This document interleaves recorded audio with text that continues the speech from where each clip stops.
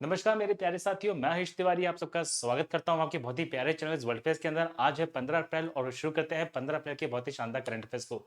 साथियों, कल आपसे मैंने एक क्वेश्चन पूछा था भी हाल ही में किस व्यक्ति को यहाँ पे अगला चीफ इलेक्शन कमिश्नर बनाया गया, तो उसका सही आंसर पे सुशील चंद्रा जी को। और सुशील चंद्रा जी को यहाँ पे 13 अप्रैल 2021 को भारत का जो अगला चीफ इलेक्शन कमिश्नर है इसे बना दिया गया है। चलिए, आज का पहला क्वेश्चन यह है कि 15 अप्रैल को इनमें से कौन सा दिवस है जो मनाया जाता है मेरे साथियों, तो इसका सही आंसर है वर्ल्ड आर्ट डे, यानी कि विश्व कला दिवस है, जो आज के दिन यानी कि 15 अप्रैल को सेलिब्रेट किया जा रहा है।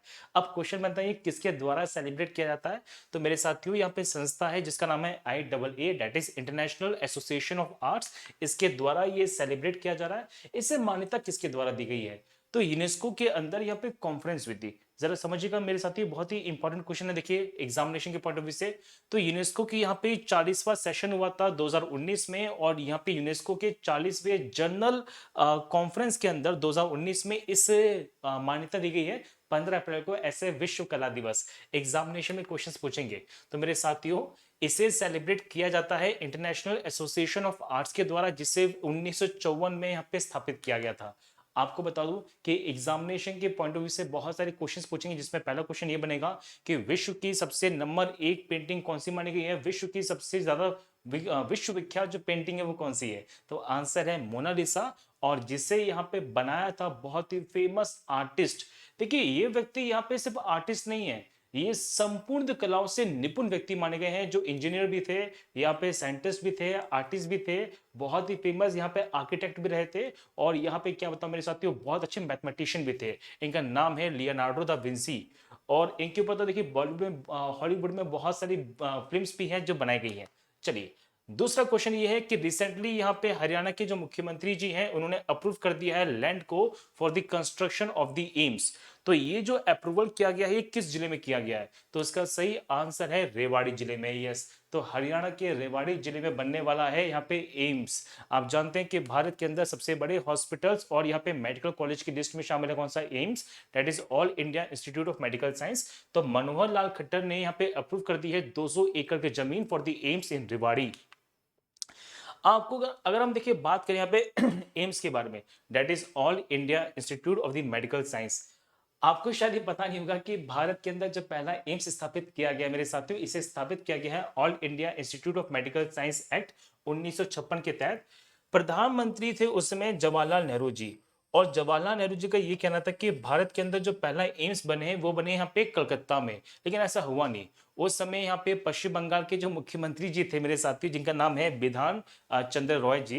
तो बिधान चंद्र रॉय जी ने ये जो प्रपोजल था इसको रिफ्यूज कर दिया, और भारत का जो पहला एम्स खोला गया ये खोला गया पे नई दिल्ली में, that is the capital of the India.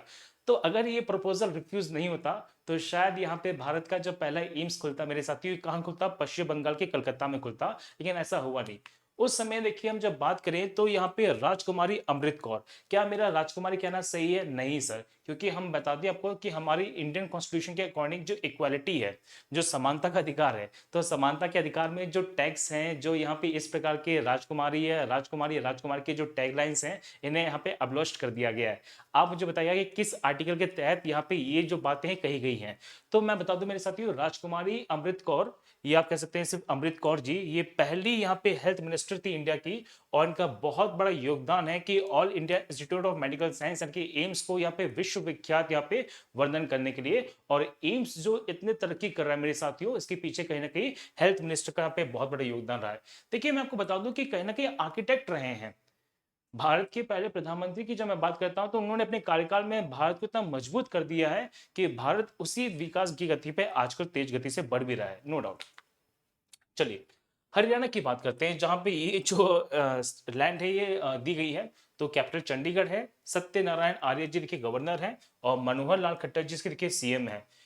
Haryana का जो फाउंडेशन डे है ये मनाते हैं 1 नवंबर 1966 को। वैसे बता दूं मेरे साथियों, हरियाणा और जो पंजाब है ये एक ही दिन यहाँ पे बनके तैयार हुए हैं। आपको मैं बता चुका था कि पंजाब के अंदर पहले देखिए 8 यहाँ पे प्रिंसली स्टेट हुआ करते थे, जिन्हें साथ में बोलते थे पेप्सू। तब Patiala and the east Punjab state union, जिसे बोलते हैं पेप्सू। और आपको ये बता दूं मेरे साथियों कि 1 नवंबर 1966 को ही, 1 नवंबर 1966 को ही यहाँ पे पंजाब और हरियाणा राज्य बनके तैयार हुए थे। वैसे ये बात पता होनी चाहिए कि 1 नवंबर 1956 को यहाँ पे मध्य प्रदेश बना था, जिसे बोलते हैं the MP, the Madhya Pradesh भी बनके तैयार हुआ था। चलिए नेक्स्ट क्वेश्चन आपकी स्क्रीन पर ये है, अभी हाल ही में 3000 साल पुराना एक खोया हुआ स्वर्ण नगर है जिसकी खोज कर दी गई है, जो लॉस्ट गोल्डन सिटी है वो खोजी गई है कहां पे, तो मेरे साथी ये खोजी गई है मिस्र में, इजिप्ट के अंदर। आपको बता दूं देखिए कि यहाँ पे डिस्कवरी की गई है 3000 साल पुरानी यहाँ पे गोल्डन सिटी की, कहां पे, इजिप्ट में। इजिप्ट के अंदर देखिए खोज करने वाले बहुत ही फेमस एक आर्कोलॉजिस्ट हैं जिनका नाम है जाही हवास। तो जाही हवास का ये कहना है कि ये बहुत बड़ी एडमिनिस्ट्रेटिव और यहाँ पे इंडस्ट्रियल कैपिटल रही थी फैरो के टाइम में। और आपको बता दूं कि यहाँ पे बहुत ही ज्यादा डेवलप्ड ये सिटी रही है। इसके अंदर से बहुत सारे अवशेष हैं जो प्राप्त किए गए थे, जिसमें गोल्डन के यहाँ पे बहुत सारी चीजें हैं जो देखी गई हैं। आपको बता दूं मेरे साथियों, ये माना गया है कि ये जो लॉस्ट सिटी है, ये सिटी रही है under the period of the king Amenhotep. जो अमीनोटैप थर्ड थे, उनके कार्यकाल में ये सिटी रही होगी, और ये यहाँ पे खोजी गई है कहाँ पे, इजिप्ट के अंदर। वैसे बता दूं मेरे साथियों कि इजिप्ट यहाँ पे बहुत ही फेमस देश रहा है, और अभी हाल ही में बहुत ज्यादा चर्चा में रहा था। इसकी कैपिटल कौन सी यहाँ पे, कैरो है। एग्जामिनेशन में क्वेश्चन पूछेंगे। और 21 नदी किनारे पड़ता है, तो आंसर है नील नदी किनारे पड़ता है। देखिए इजिप्ट की जो सभ्यता है, जो प्राचीन मिस्र की सभ्यता है, ये विश्व की बहुत बड़ी सभ्यताओं में से एक मानी गई है। नील नदी किनारे नील नदी किनारे विश्व की सबसे सर्वोत्तम सभ्यताओं में से एक मानी गई थी। देखिए हम जब बात करते हैं ना नील नदी की, जैसे बोलते हैं रिवर नाइल, ये विश्व की सबसे लंबी नदी है। और आपको बता दूं कि ये नदी यहाँ पे दो धाराओं से मिलकर बनती है, ब्लू नील और व्हाइट नील। आप मुझे कमेंट सेक्शन में जरूर बताइएगा मेरे साथियों कि इन नदी के जो सोर्स है, ये जो नील नदी है, इनके सोर्स कौन कौन से हैं। और यहाँ पे देखिए बहुत सारी कैपिटल्स भी है जो इन नदी किनारे पड़ती है। तो किन किन देशों की जो कैपिटल्स है वो नील नदी किनारे पड़ती है, आप इसका आंसर भी मुझे यहाँ पे चैट बॉक्स में कमेंट सेक्शन में जरूर दीजिएगा। वैसे बता दूं मेरे साथियों कि यहाँ पे आप देख पाएंगे ये रेड सी है, और यहां पर है मेडिटेरियन सी, जिसे बोलते हैं भूमध्य सागर। इनको जोड़ने वाली कैनाल है जिसका नाम है स्वेज कैनाल। और ये देखिए स्वेज कैनाल पड़ती है under the region of Egypt, under the region of Egypt. ये भी एग्जामिनेशन में क्वेश्चंस पूछेंगे। चलिए नेक्स्ट क्वेश्चन ये है कि अभी हाल ही में किसकी नियुक्ति, या फिर who has been appointed as the Up Lokayukta of Uttar Pradesh. तो उत्तर प्रदेश के जो उप लोकायुक्त है वो किसे चुना गया मेरे साथियों, तो ये चुना गया पे सुरेंद्र कुमार यादव जी को। अच्छा देखिए मैं सुरेंद्र कुमार यादव जी के बारे में बता दूं कि ये वो व्यक्ति रहे हैं जिन्होंने भारत के बहुत ही विवादित यहाँ पे जो वर्डिक्ट था यहाँ पे बाबरी केस उसे दिया है। तो जज रहे मेरे साथियों पे सुरेंद्र कुमार यादव जी, जिन्होंने यहाँ पे बाबरी मस्जिद का जो केस था, जो बाबरी वर्डिक्ट केस से पूरा सुनाया था, इसे पूरा दिया है। और इन्हें चुना गया पे यूपी का उप लोकायुक्त। इससे पहले यहाँ पे देखिए दो व्यक्तियों को यहाँ पे उप लोकायुक्त के नाम पद पे चुना जा चुका है। पहले है शंभू सिंह यादव जी, जिन्हें 4 अगस्त 2016 को चुना गया था। और दूसरे यहाँ पे दिनेश कुमार सिंह जी, जिन्हें 6 जून 2020 को यहाँ पे उप लोकायुक्त चुना गया। तो ये देखिए अयोध्या जमीन का जो विवाद है, इसे देने इसका जो फैसला सुनाने वाले जो जज है वो है सुरेंद्र कुमार यादव जी। ठीक है चलो, तो उत्तर प्रदेश की राजधानी है देखिए लखनऊ। के गवर्नर है आनंदीबेन पटेल, योगी आदित्यनाथ जी मुख्यमंत्री हैं। और ये भारत में देखिए सबसे बड़ा राज्य है in the terms of the population. तो भारत में जनसंख्या के आधार पे ये भारत का सबसे बड़ा राज्य है, जबकि क्षेत्रफल के आधार की बात करते हैं in the terms of the area, Rajasthan यहाँ पे सबसे बड़ा राज्य है। वैसे आपको बता दूं कि उत्तर प्रदेश यहाँ पे भारत का वो राज्य भी है जिसकी सीमाएं सबसे ज्यादा मिलती है। तो सबसे लंबी सीमाएं बनाने वाला जो राज्य है वो कौन सा पे, उत्तर प्रदेश है। और बता दो मेरे साथ कि उत्तर प्रदेश का यहाँ पे जिला पड़ता है जिसका नाम है सोनभद्र जिला। आप इस मैप में देखिएगा, आपको यहाँ पे सारी बातें क्लियर होने वाली हैं। तो यहाँ पे जो सोनभद्र जिला है, ये एकमात्र ऐसा जिला है जो यहाँ पे 4 राज्यों के साथ बाउंड्री को शेयर करता है, जिसमें मध्य प्रदेश है, जिसमें छत्तीसगढ़ है, यहाँ पे झारखंड है, और यहाँ पे बिहार है। तो उत्तर प्रदेश का वो कौन सा जिला है जो 4 स्टेट के साथ में यहाँ पे बाउंड्री शेयर कर रहा है, तो आंसर यहाँ पे क्या है मेरे साथियों, आंसर है सोनभद्र जिला। अगर देखिए उत्तर प्रदेश की बात करें तो रिसेंटली एक नया क्वेश्चन है जो कल का ही है, ये मैं एक्स्ट्रा क्वेश्चन बनाने वाला था, फिर मुझे लगा कि आपको इसी में पढ़ा देता हूँ, कोई दिक्कत नहीं है। देखिए तो उत्तर प्रदेश ने जीता है इस साल का ई पंचायत अवार्ड। तो मेरे साथियों ये जो ई पंचायत अवार्ड है ना, ये पंचायती राज मिनिस्ट्री के द्वारा दिया जाता है। तो जिसमें फर्स्ट पोजीशन आई है उत्तर प्रदेश की, सेकंड पोजीशन पर है असम और छत्तीसगढ़, और थर्ड पोजीशन पर है उड़ीसा और तमिलनाडु। भारत की जब बात करते हैं तो इंडिया के अंदर 73वां 74वां संवैधानिक संशोधन किया गया था। 73rd and 74th constitution amendment किए गए थे और इसके तहत यहाँ पे भारत में पंचायती राज व्यवस्था को संवैधानिक दर्जा दिया गया। वैसे मैं बता दूं मेरे साथियों कि पंचायती राज व्यवस्था को पूर्ण रूप से लागू करने वाला भारत का जो पहला राज्य है ना, वह है मध्य प्रदेश। देखिए मैं संवैधानिक संस्था की बात कर रहा हूँ। 73वें 74वें संवैधानिक संशोधन को यहाँ पे पूर्ण रूप से लागू करने वाला भारत का जो पहला राज्य है वो है मध्य प्रदेश।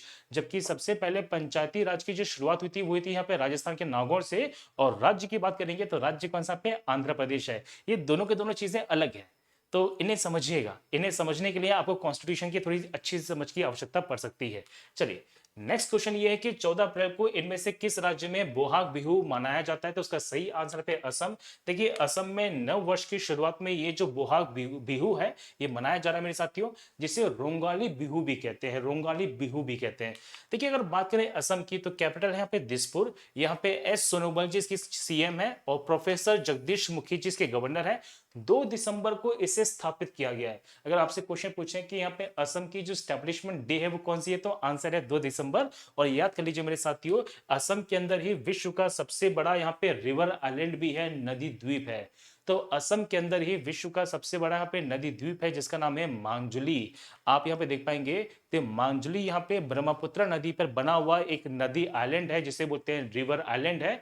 और मेरे साथियों ये विश्व का सबसे बड़ा नदी द्वीप है। और अब बता दूं इससे यहाँ पे जिले का दर्जा दिया गया है। आपसे क्वेश्चन पूछेंगे कि मांजुली को यहाँ पे जिले का दर्जा कब दिया गया, तो आंसर है 8 सितंबर 2016 को। तो 8 सितंबर 2016 को राज्य सरकार के द्वारा इसे जिला घोषित कर दिया गया और इसका टोटल एरिया है 880 स्क्वायर किलोमीटर का। देखिए असम के अंदर ना बहुत सारे नेशनल पार्क हैं और इंडिया के बहुत ही फेमस नेशनल पार्क्स हैं जो असम में मिलने वाले हैं, जिसमें काजीरंगा नेशनल पार्क है जो अपने एक सींग वाले गैंडे के लिए प्रसिद्ध है।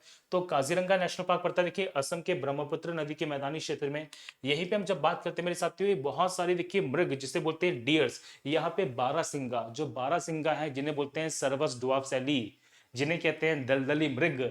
और ये जो बारहसिंगा है इनका भी संरक्षण यहाँ पे किया जा रहा है मेरे साथियों। तो यहाँ पे एक सींग वाला गैंडा बहुत ही फेमस है। इसी तरह से देखिए असम के क्षेत्र में पड़ता है मानस नेशनल पार्क, मानस राष्ट्रीय उद्यान। तो मानस राष्ट्रीय उद्यान देखिए टाइगर रिजर्व भी है और बहुत ही फेमस राष्ट्रीय उद्यान है जहाँ पे एलिफेंट्स को और एक सींग वाले गैंडे को संरक्षित किया जा रहा है। तो मानस राष्ट्रीय उद्यान भी है कहां पर, असम के अंदर। इसे यूनेस्को के द्वारा विश्व विरासत स्थल यानी कि वर्ल्ड हेरिटेज साइट में शामिल किया गया है। तो मानस को यहाँ पे वर्ल्ड हेरिटेज साइट में शामिल किया गया है 1985 में। अच्छा एक चीज तो मैं बता रहा भूल ही गया आपको, काजीरंगा की हम जब बात करते हैं ना काजीरंगा, तो काजीरंगा को भी यहाँ पे यूनेस्को में वर्ल्ड हेरिटेज साइट में शामिल किया गया है। आप मुझे बताइएगा यहाँ पे कि काजीरंगा को यूनेस्को की वर्ल्ड हेरिटेज साइट में कब शामिल किया गया। आप इसका आंसर मुझे यहाँ पे कमेंट सेक्शन में जरूर दीजिएगा। देखिए बहुत सारे क्वेश्चंस मैं पूछता हूँ और बच्चे बहुत सारे इसका आंसर देते भी हैं, तो आप लोग यहाँ पे फ्रिक्वेंटली आंसर दीजिए। मैं आपको बता दूं मेरे साथियों, देखिए आप लोगों को लगता है कि मैं क्या पढ़ा रहा हूँ क्या नहीं पढ़ा, लेकिन मैं आपको बता दूं मेरे साथियों कि जितना मैं पढ़ा रहा हूँ सटीक पढ़ा रहा हूँ और बेहतरीन से बेहतरीन चीजें आपको जब मिलने वाली है। चलिए नेक्स्ट क्वेश्चन ये है कि हाल ही में इनमें से किस देश ने दूषित जल को समुद्र में डंप करने का जो निर्णय लिया है। देखिए यहाँ पे ये निर्णय लिया गया पे जापान के द्वारा। जापान के अंदर देखिए एक परमाणु रिएक्टर था जिसका नाम है फुकुशिमा। और आप जानते हैं कि यहाँ पे घटना हुई थी फुकुशिमा की घटना, उसके कारण देखिए बहुत सारा जो पानी है वो कंटेमिनेटेड हो गया है, प्रदूषित हो गया है। अब वो सारा का सारा जो पानी है वो उसके आसपास के समुद्री क्षेत्र में छोड़ा जाएगा। और ये निर्णय लिया गया यहाँ पे किसके द्वारा पे, जापान के द्वारा। ऐसा नहीं है कि सारा का सारा कंटेमिनेटेड वाटर जिसमें बहुत सारे आइसोटोप्स भी हैं, बहुत सारे रेडियो एक्टिव तत्व भी हैं, उनको यहाँ पे डायरेक्टली छोड़ देंगे पानी में, उसे फिल्टर किया जाएगा और फिल्टर करने के बाद ही यहाँ पे जो पानी है वो छोड़ा जाएगा यहाँ पे आसपास के एरिया में, आसपास के समुद्री क्षेत्रों में। तो मेरे साथियों ये फैसला लिया गया। आपको बता दूं कि यहाँ पे 1.3 मिलियन टन्स के आसपास जो रेडियो एक्टिव पानी है वो यहाँ पे रखा हुआ है, जिससे 500 ओलंपिक्स जो स्विमिंग पूल है ना वो भरे जा सकते हैं। ठीक है चलो, तो ये है कहां पे, फुकुशिमा में जो पड़ता है ओकुमा टाउन के अंदर। फुकुशिमा एक परमाणु रिएक्टर है, जानते हैं, जहाँ पे परमाणु विस्फोट हुआ था due to the tsunami and due to the earthquake. ठीक है, तो ओकुमा टाउन में है जो पड़ता है नॉर्थ ऑफ टोक्यो। तो जापान की जब बात करते हैं तो योशिहिदे देखिए सुगा जिसकी पीएम है, टोक्यो कैपिटल है। जापानीज नेशनल लैंग्वेज है और यहाँ पे जापानीज येन इसकी देखिए करेंसी भी है। आपको बता दूं मेरे साथियों कि जापान अपना यहाँ पे जो फाउंडेशन डे मनाता है वो मनाता है 11 फरवरी को हर वर्ष में। आप जानते हैं कि जापान यहाँ पे बहुत सारे ग्रुप्स का आइलैंड है जिसमें देखिए होकाइडो है, होन्सु है, सिकोकू है, क्योशु है। और बता दो कि इसी साल यहाँ पे टोक्यो के अंदर समर ओलंपिक्स का आयोजन किया जा रहा है। वैसे ये जो समर ओलंपिक्स हैं ये 2020 के हैं, लेकिन कोरोना पैंडेमिक के कारण इस साल यहाँ पे 2021 में इनका आयोजन किया जा रहा है। चलिए नेक्स्ट क्वेश्चन ये है कि 14 अप्रैल 2021 को इनमें से अटल इनोवेशन मिशन नीति आयोग ने किसके साथ यहाँ पे एग्रीमेंट को साइन किया है, एक मेमोरेंडम ऑफ अंडरस्टैंडिंग को साइन किया है। तो ये साइन किया मेरे साथ में डसॉल्ट सिस्टम फाउंडेशन के साथ में। तो अटल इनोवेशन मिशन और यहाँ पे डसॉल्ट सिस्टम फाउंडेशन ने एक पार्टनरशिप को अनाउंस किया है, जिसके अंदर वो इनोवेटर्स और एंटरप्रेन्योर्स को बढ़ावा देने वाले हैं। ठीक है, और बेसिकली ये जो एंटरप्रेन्योरशिप है ये बढ़ावा दी जाएगी किसके अंदर, अमंग दी स्टूडेंट्स। तो भारत के अंदर जो यहाँ पे टैलेंट है उस टैलेंट को और निखारने की जो बात है वो इस प्रोग्राम में की जाने वाली है। तो ये प्रोग्राम यहाँ पे चलाया जाएगा भी नीति आयोग के द्वारा, जिसमें अटल इनोवेशन मिशन है। आपको पता होना चाहिए मेरे साथियों कि चिंतन वैष्णव जी यहाँ पे चुने गए हैं यहाँ पे director of the Atal innovation mission. ये आपको मैं बता चुका हूँ कई बार, है ना। चलो, तो ये नीति आयोग के अधीन काम करता है, that is national institution for the transforming India, जिसे 1 जनवरी 2015 को फॉर्म किया गया था और प्रधानमंत्री मोदी जी इसके वर्तमान में चेयरपर्सन भी है।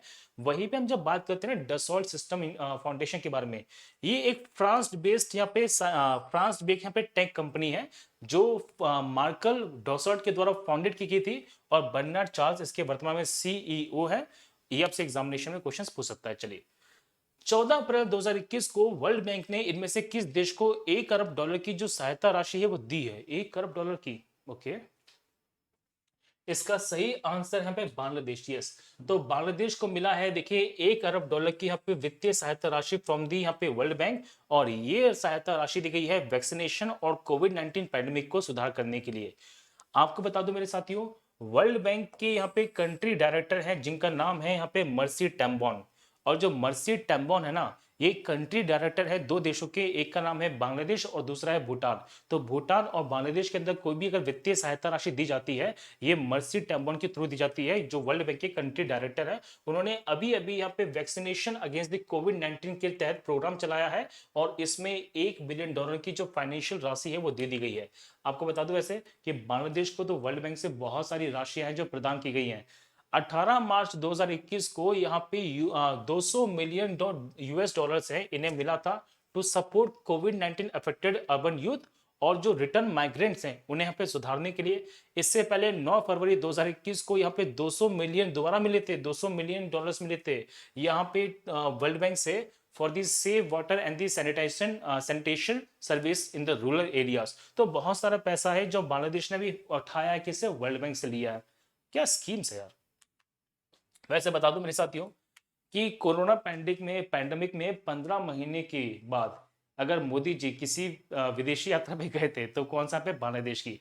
आपको मैंने बताया था मेरे साथियों कि 26 मार्च 2021 को यहाँ पे बांग्लादेश की आज़ादी का दिवस मनाया गया था, 50वां दिवस था एक्चुअली ये। तो उसी उपलक्ष्य में मोदी जी गए थे कहाँ पे, बांग्लादेश में, जहां पर देखिए बहुत सारे कार्यक्रम की स्थापना की गई थी, बहुत सारे यहाँ पे डील्स की गई हैं in between India and Bangladesh. तो महात्मा गांधी और बंगबंधु यहाँ पे शेख मुजीबुर रहमान के नाम का जो एक पूरा का पूरा म्यूजियम स्थापित किया गया है, और यहाँ पे एक नई ट्रेन है जो चलाई गई है in between India and the Bangladesh. जो नई ट्रेन चली है ना, इसका नाम है मिताली एक्सप्रेस, जो चली यहाँ पे कहाँ से ढाका से लेके न्यू जलपाईगुड़ी तक। इससे पहले भी 2 ट्रेन है जो चल रही हैं in between India and Bangladesh, जिसका नाम है मैत्री एक्सप्रेस ढाका से कोलकाता और दूसरी है बंधन एक्सप्रेस खुलना से कोलकाता। चलिए नेक्स्ट क्वेश्चन ये, अभी हाल ही में यूनाइटेड किंगडम्स ने किस देश को यहाँ पे अनडिजायरेबल 21 देशों की सूची में शामिल किया है। अच्छा, जोखिम वाले देशों में। इसका तो ऑप्शन आप बिना देखे आंसर कर सकते हैं। आप जानते हैं इसका सही आंसर क्या होने वाला है मेरे साथ, इसका सही आंसर होने वाला है पाकिस्तान। ये है भी ऐसा। चलो, तो देखिए पाकिस्तान को यहाँ पे ऐड किया है अनडिजायरेबल 21 हाई रिस्क कंट्रीज में यूके के द्वारा, और उनका कहना है कि यहाँ पे जो टेरर फंडिंग की जाती है उससे ये देश यहाँ पे बहुत ही खतरनाक देशों की सूची में शामिल हो चुका है। देखिए इंग्लैंड की जब बात करते हैं तो लंदन कैपिटल है, बोरिस जॉनसन पीएम है, और यहाँ पे पाउंड स्टर्लिंग की कैपिटल है। आपको देखिए अक्सर यहाँ पे कंफ्यूजन होता है 3 से 4 बातों को लेके कि सर यहाँ पे यूके में क्या है, इंग्लैंड में क्या है और ग्रेट ब्रिटेन में क्या डिफरेंस है। तो मैं बता दूं मेरे साथियों, देखिए यूके की जब बात करते हैं तो इसमें स्कॉटलैंड भी शामिल है, इसमें इंग्लैंड भी शामिल है, इसमें साउथ वेल्स भी है और इसमें नॉर्दर्न आयरलैंड भी है, जबकि इंग्लैंड में सिर्फ इंग्लैंड है। वहीं पे हम जब बात करते हैं ग्रेट ब्रिटेन की, तो इसमें देखिए नॉर्दर्न आयरलैंड को हटा दीजिए, इसमें स्कॉटलैंड है, इंग्लैंड है और साउथ वेल्स है। तो ये बेसिक डिफरेंस यहाँ पे यूके में, ग्रेट ब्रिटेन में और यहाँ पे किसमें, इंग्लैंड के अंदर। ये बेसिक डिफरेंस मैंने आपको बता दिया है। अभी हाल ही में आपको पता होगा मेरे साथियों कि यहाँ पे जो प्रिंस फिलिप है इनका देहांत हो गया 99 वर्ष की आयु में, और बकिंगम पैलेस के द्वारा इसकी ऑफिशियल यहाँ पे घोषणा कर दी गई है। चलिए, आप लोगों के लिए आज का जो होमवर्क क्वेश्चन वो ये है, अभी हाल ही में किसके द्वारा जो आहार क्रांति ऐप है वो लॉन्च किया गया, आहार क्रांति कार्यक्रम को लॉन्च किया गया, आप इसका आंसर मुझे कमेंट सेक्शन में जरूर दीजिएगा साथियों। तो ये थी आज की हमारी 15 अप्रैल की शानदार क्लास। अब मैं आपको बता दूं मेरे साथियों, देखिए सुनिए, तो 17 अप्रैल को यहाँ पे आपकी एप्लीकेशन पे बहुत ही शानदार क्लासेस हैं जो मैं लेने वाला हूं। तो उसके लिए मेरी यहाँ पे आईडी को फॉलो कीजिएगा, मुझे फॉलो कीजिएगा, हरीश तिवारी टीचर इन एसएससी एग्जामिनेशन। और यदि आप क्रैक करना चाहते हैं एसएससी एग्जामिनेशन को with India largest learning platform Unacademy, तो अभी के भी डाउनलोड कीजिए अनअकैडमी का लर्निंग ऐप, जहां पे आपको मिलने वाली है डेली लाइव टेस्ट, क्विजेस, लेकिन स्ट्रक्चर कोर्स को प्राप्त करने के लिए अभी के भी लीजिएगा एसएससी का सब्सक्रिप्शन। देखिए सब्सक्रिप्शन के बहुत सारे फायदे हैं। आपको पहली बात तो ये है कि इंडिया के जितने भी टॉप एजुकेटर्स हैं उनसे पढ़ने का मौका मिल जाएगा। साथ ही साथ मेरे साथियों आपको यहाँ पे बेस्ट से बेस्ट कंटेंट है जो मिलने वाला है। अच्छा, कंटेंट के नाम पे याद आया मुझे, आज आपकी बायोलॉजी की जो पार्ट सेकंड है वो लॉन्च आने वाली है, तो उस सेशन को ज्यादा से ज्यादा शेयर जरूर कीजिएगा, ठीक है। चलो, तो ये फीस पे ना कीजिएगा, यूज कीजिए मेरा कोड दैट इज ST10 और यहाँ पे बहुत सारे पैसे को बचाइए। तो एसएससी के नोट्स को प्राप्त करने के लिए मेरे साथ जुड़ जाइए अपने टेलीग्राम चैनल से जिसका नाम है SSC इंग्रेव। तो इन सब बातों से मैं हरीश तिवारी लेता हूं विदा, हम कल मिलेंगे। और मैं बता दूं मेरे साथियों कि अब आपके यहाँ पे होने वाली है लाइव क्लासेस। आपको ही पता होने चाहिए देखिए कि लाइव क्लासेस मैं शुरू करने वाला हूं, तो आपकी लाइव क्लासेस को यहाँ पे शुरू किया जाएगा। तो कल की क्लास होने वाली है यहाँ पे लाइव, तो कल बच्चे यहाँ पे लाइव जरूर रहेगा आपकी। कल हम शुरू करते हैं बहुत ही शानदार तरीके से। तो मैं हरीश तिवारी लेता हूं विदा, हम कल मिलेंगे सेम टाइम पे बहुत ही शानदार तरीके से। तब तक के लिए जय हिंद, जय भारत।